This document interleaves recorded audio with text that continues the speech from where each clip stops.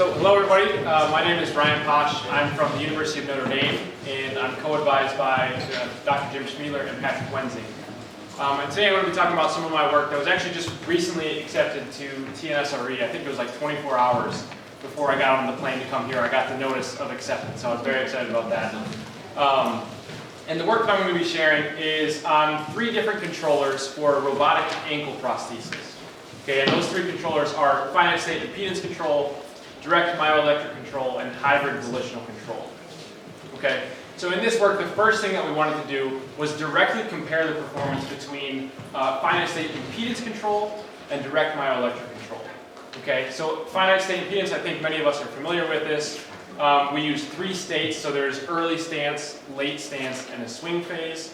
And then we also had direct myoelectric control, in which we put EMG sensors, I'll keep it easy, EMG sensors in the socket on residual musculature of the subjects, and that allowed them kind of direct control with one control input over either plantar flexion or dorsiflexion over a single degree of freedom robotic ankle. And that was kind of dependent on a calibration procedure that we had and a volitional decoding algorithm and things like that. So we wanted to firstly compare the biomechanic performance of these 2 controllers. And in order to do that, we recruited, I think, 9 subjects. 6 of them were able-bodied subjects that actually wore the prosthesis with a bypass adapter, and 3 of them were subjects with transtibial amputation. And I'm highlighting the 3 with amputation here. And we had them walk with each controller on a treadmill for 2 minutes. And kind of the main takeaway that we observed is, in general, finite state machine control showed higher peak torques and peak powers overall than did a DMC. And their values were much closer to standard able-bodied metrics. We also noticed that the standard deviation, or the repeatability of these 2 controllers, was quite different. So shown in the shaded regions is plus or minus 2 standard deviations. And you can see there's much tighter stride-to-stride repeatability for finite state machine control than for direct myoelectric control. So kind of the gut reaction, the first thing you want to say is, well, it looks like the performance of the finite state machine is preferred here. But that's not where we ended the study. We also asked a series of qualitative questions in a follow-up questionnaire to get at the user perception of these two controllers.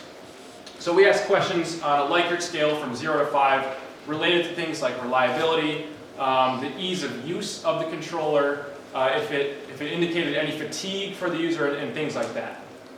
And so taking this series of questions, we were able to calculate an overall user preference score. Okay, so it's kind of an aggregate of all those different responses that they had.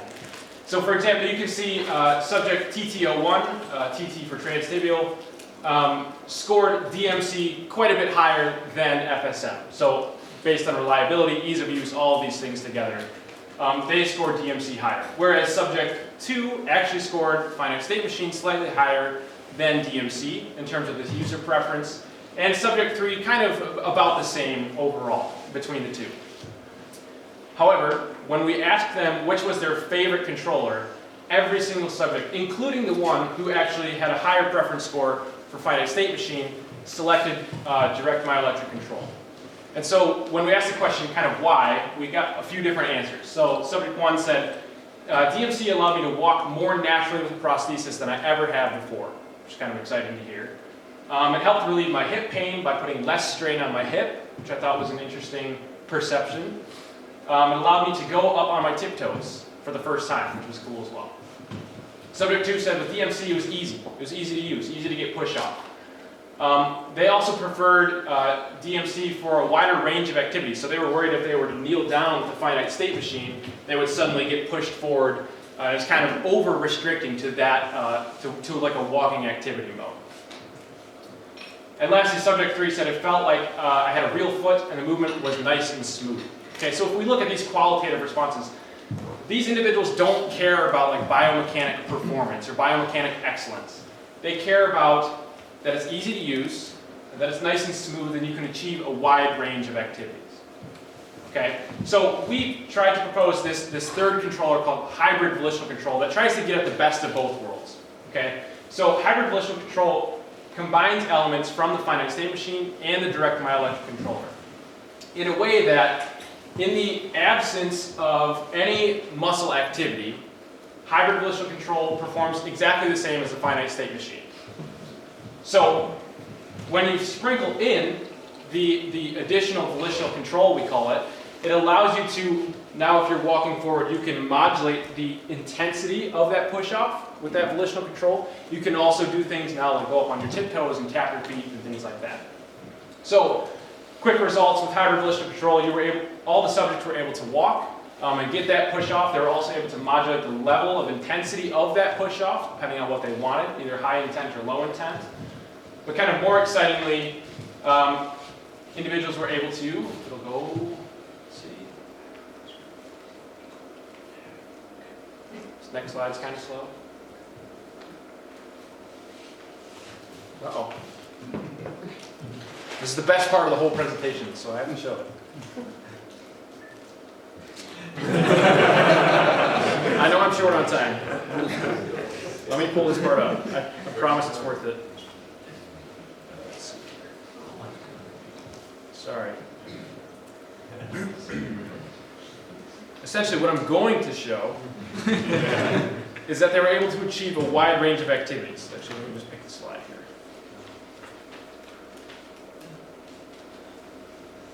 Okay, here we go. Hopefully, please. They were able to tap their feet. I swear, this is the best part. Sorry, They were able to go up on their tiptoes. Say it again. We don't see it. Yeah, I know. It's Okay, sorry. It crashed. Can you show us without, Yeah, without presentation though? Just text? Without, it's videos. Yeah, maybe. Sure. Let's try it. Okay, yeah, without presentation mode, let's see what happens. So I'm not going to show them all, but some highlights. Whoops. People were able to tap their foot, kind of for the first time, all volitionally with the direct myoelectric control component. This is all in addition to walking. I'll just show the one subject here. They were able to, whoops, stand on their tiptoes. This individual in particular actually was born without her limbs, so 27 years later, this was the first time she was able to stand on her tiptoes. And then they were also able to walk backwards quite seamlessly, and with this walking motion, they could use the volitional component to kind of push their toes away from them and continue to walk backwards, which was exciting. And then I'll show this one because it's better. There's also a very natural side-to-side step motion that they were able to achieve. Again, all with these volitional components. So kind of the best of both worlds that we were hoping to get is that they could walk without even having to think about it, but also achieve these other exciting activities. So just quickly to wrap up, I'll continue in presentation mode. Some big takeaways for the broader picture. Individuals with amputation don't care necessarily about biomechanic performance, right? Rather, they cared about things like, did this perform the way that I desired it to? Or the overall ease of use. Those were the two things that correlated highest with overall satisfaction. Volitional decoding and calibration is an important step and intriguing area of study that I'm interested in. And then finally, subjects value these smooth and continuous controllers. So for future implementations of HVC, using things like phase variable control as that base component could be valuable as well. So with that, thank you. Sorry for going over time. I appreciate it.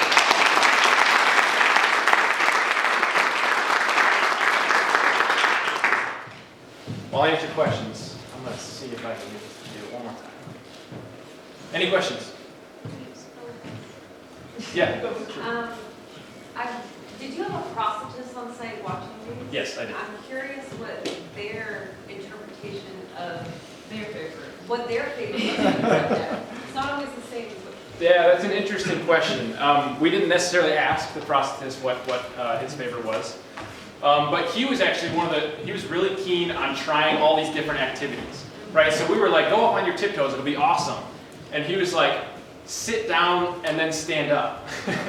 And he was like, try to walk backwards, go side to side. So these things that we had never thought of, he brought a lot of insight in saying like, try this, things that we just never even realized was like beneficial. And one of the things that the prosthetist and the subject were saying was walking backwards, that ability to push their toes away was great because a lot of times subjects would kind of trip on their passive foot because it can't move with them when walking backwards. So that was kind of an unexpected activity that came out of this controller. Yeah, if you have the time, I'd encourage you to see if they have any thoughts. Sure. Like, with our processes, there was a whole bunch of things where they basically translated the engineering stuff Oh yeah. and the users, what they're trying to describe. They're really good at Yeah, that'd be great. Thank you. Yes. So you really touched on your 3-state walking controller, but can you give some insight into what the state machine looks like when they're in these other activities? Is that pure PMC and kind of like an off state, or is there something specifically for those ones? Yeah, so for the finite state machine, there's just the 3 states. It's early stance. Late stance is triggered by a certain dorsiflexion angle in the ankle. Once that's reached, it kind of triggers push off in the late stance, and then swing is just kind of a neutral angle. We wanted to keep that part simple because when we sprinkled the volitional control on top, we didn't want to over-constrain to walking like I was mentioning before. We wanted kind of some flexibility to be able to walk backwards and things like that. Does that answer your question? So yeah, and like the sidestepping and going up on your tiptoes, do you have a state machine associated with that, or is it pure PMC? The state machine is always active, no matter what. Or I should say the non-volitional base controller, whatever you choose, is always active. What was interesting in those cases is a lot of times that dorsiflexion angle was not being reached. And so there was no push-off being sent to the controller. So they were able to stand up on their tiptoes and do all these things without getting kind of that sudden push forward. And that's why one of the subjects said, if I were to kneel down and reach that angle, I would get pushed forward, and he wasn't overly fond of that. And I think HVC inherits the great things and the bad things from whatever 2 controllers that you choose. So it's modular, right? You can choose whatever non-volitional and volitional controller. But that choice is important, and that's kind of what I'm looking at next with my work.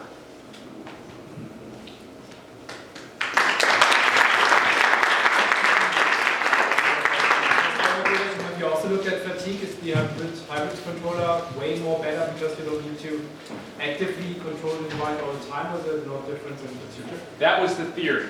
That was the idea that we had hoped, is you don't even have to think about it. But it's kind of a mixed bag in the sense of perceived fatigue that we got. Fatigue was very related to ease of use. Okay, less so to like these biomechanic notions of fatigue that we think of, or metabolic costs and stuff like that. It was more so, was it easy to use or not? And the user thought that if it was not overly intuitive or hard to use, that it caused fatigue. So I thought that was interesting. Thank you.